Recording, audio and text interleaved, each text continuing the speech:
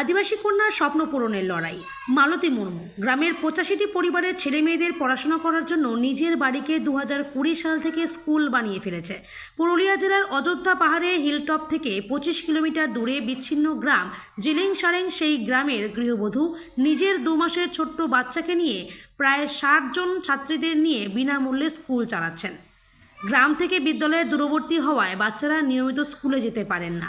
2020 সালের লকডাউনের সময় শিশুরা যখন বইয়ের পাতা থেকে মুখ সরিয়ে নিয়েছে, তখন তিনি সিদ্ধান্ত নেন, আমি গ্রামের ছেলে মেয়েদের বিনা পয়সায় পড়াবো। কয়েকজনকে নিয়ে পড়ানো শুরু করেন। তারপর ধীরে ধীরে গ্রামের সমস্ত শিশুরা পড়াশোনা করতে শুরু করেন মালতী দিদিমণির কাছে। প্রথমের দিকে স্বামীর আপত্তি থাকলেও মালতীর অদম্য ইচ্ছাশক্তির কাছে স্বামীর সহমত পোষণ করেন। তারপর স্ত্রীর পাশে দাঁড়িয়ে মালতীকে সাহায্য করতে থাকেন। প্রতিকূল পরিবেশকে কাটিয়ে বর্তমানে মালতী দিদিমণি শুধুমাত্র গ্রামের গর্ব নয়, আমাদের ভারতবর্ষের শ্রদ্ধা ও নমস্কার জানাই। আমার বাচ্চাটি আপনার? হ্যাঁ। কি নাম? খেরওয়াল মুর্মু। খেরওয়াল? হ্যাঁ, KHWRAL খেরওয়াল মুর্মু। এইগুলি আপনার স্টুডেন্ট? হ্যাঁ। এই জায়গাটার কি নাম? জিলিং সেরেং। জিলিং সেরেন? হ্যাঁ। এটা স্কুল? হ্যাঁ। কে বানিয়েছে? আমরা। আপনারা? হ্যাঁ। এই গ্রামেতে কতগুলো বাড়ি আছে? মোটামুটি 95টি। 95টা? হ্যাঁ। আর 95টা বাড়ির বাচ্চা এইগুলো? হ্যাঁ। এই সব বাচ্চাদেরকে আপনি এখানে পড়ান? হ্যাঁ। কত করে টাকা দেয়? বেতন পান আপনি? না। বেতন পান না? না। এই বাচ্চাটার কত মাস বয়স? 2 মাস। 2 মাস বয়স? হ্যাঁ। এই জায়গাটা হুম। মানে আমার 25 কিলোমিটার আসতে হলো। হ্যাঁ। ওই 25 কিলোমিটারের মধ্যে না একটা দোকান পেয়েছি, না একটা বাজার পেয়েছি। তো এইখানেও থেকে আপনি এতগুলো বাচ্চার দায়িত্ব নিয়েছেন। হ্যাঁ। আপনার 2 মাসের বাচ্চাটাকে নিয়ে আপনি এই ছেলেগুলোকে পড়াশোনা করাচ্ছেন? হ্যাঁ, আমি ওই 2020 থেকে বাচ্চাকে পড়াচ্ছি। তো এখনো পড়াচ্ছি এই আমার 2 মাসের বাচ্চা নিয়ে। কি নাম তোমার? প্রিয়ঙ্কা। প্রিয়ঙ্কা? তোমার কি নাম? কি নাম তোমার? কি নাম? হ্যাঁ। আপনার আর বাচ্চা আছে? আর একটা বাচ্চা আছে। কোথায় ও? ও এই তো। এইটা? এটা আপনার বাচ্চা?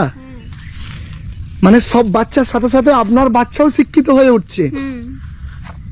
তো এই যে এতগুলো বাচ্চার দায়িত্ব নিয়েছেন, হুম। কেন, কি দরকার ছিল ছোট্ট একটা বাচ্চাকে কোলে নিয়ে এই যে সকালবেলা ভোরবেলা উঠে আমি এতগুলো বাচ্চাকে এই পড়াশোনার দায়িত্ব নিয়েছেন, সেটা কেন, কি দরকার ছিল এই সমাজে এত কিছু করার? এখানে মানে পড়াশোনা বলতে কিছুই জানতো না বাচ্চারা বা মা বাবারাও। তার জন্যে আমি ভেবে চিন্তে আমি বাচ্চাকে পড়াচ্ছি। তোমরা ভালো আছো? বাংলা বাংলা বুঝতে পারছো? তোমাদের কি ভাষা ভালো লাগে, আদিবাসী ভাষা না বাংলা ভাষা?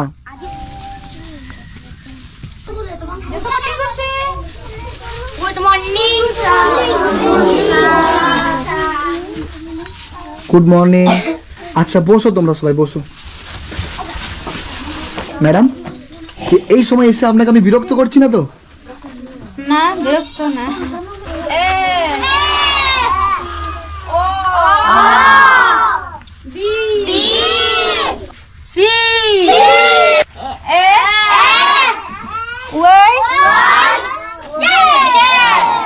বাচ্চা আর আমার শ্বশুর আছে। তো আপনার স্বামী, আপনার শ্বশুর, এনার আছে, শাশুড়ি নেই? না, তাহলে বাড়ির কাজগুলো কে করে? আমি করি। আপনি করেন? হ্যাঁ। আপনার হাজবেন্ড কি করে? আপনার বর? উনি চাষবাস করে। একটু আপনার হাজবেন্ডের কাছে আমরা যাবো, দিয়ে আবার এখানে আপনার কাছে আসবো। কেউ নিয়ে যেতে পারবে? হ্যাঁ। সঞ্জিত, সঞ্জিত কে আছে? তুমি একটু নিয়ে যাবে? চল।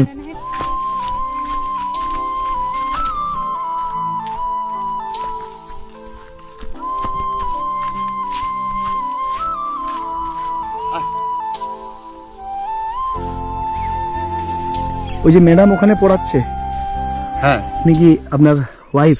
হ্যাঁ হ্যাঁ আমার ওয়াইফ। আর এটা কাদের জমিতে হাল দিচ্ছ? এটা আমাদের এই জমিতে। আমাদের তো চাষবাস না করলে নির্ভর করা যায় না। হ্যাঁ, ব্যবহার জায়গায় এখানে না সুযোগ সুবিধা আছে না কি আছে। এখানে ট্রাক্তার কোথায় পাবেন? এই লাঙ্গল দিয়ে আমরা চাষবাস করি। ওয়াইফ এখন কোথায় আছে বউ? ও স্কুলে আছে এখন, আর আমি এই বাড়িতে কাজ সেরে এই লাঙ্গল চালাচ্ছি। তো ওইখান থেকে ক টাকা পাই? বেতন পাই তো? ওইখান থেকে বেতন পায় না, বিনা পয়সাতে? বিনা পয়সাতেই করে। কিছু বলেননি আপনি? আমি বলেছিলাম ওই 2020-তে যখন স্টার্ট করলো, তো সেই সময় আমি বলেছিলাম পড়াশোনা ছেলেদেরকে পড়াশোনা করে লাভ কী হবে। তখন উনি আর মানলো না। আর আমিও কলেজ পর্যন্ত পড়েছি, তার জন্য পড়াশোনার দিক কিছু বুঝি। আরেকবার জড়িয়ে ধরবো। ড্রেসগুলো পরে আছে, দেখি বাবা একটু।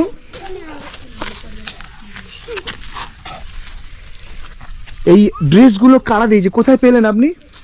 এগুলো ওই কলকাতার লোকেরা দিয়েছে। মানে এখানে কি ঘুরতে এসেছিল, হ্যাঁ ঘুরে দেখার পরে দিয়েছে? হ্যাঁ। আপনারাও যদি এই দিদিমণির পাশে আপনারা একটু দাঁড়ান, তাহলে এনার সাথে সরাসরি আপনারা যোগাযোগ করতে পারেন। আপনার সাথে সরাসরি যোগাযোগ করতে পারলে ফোন নাম্বার আছে? হ্যাঁ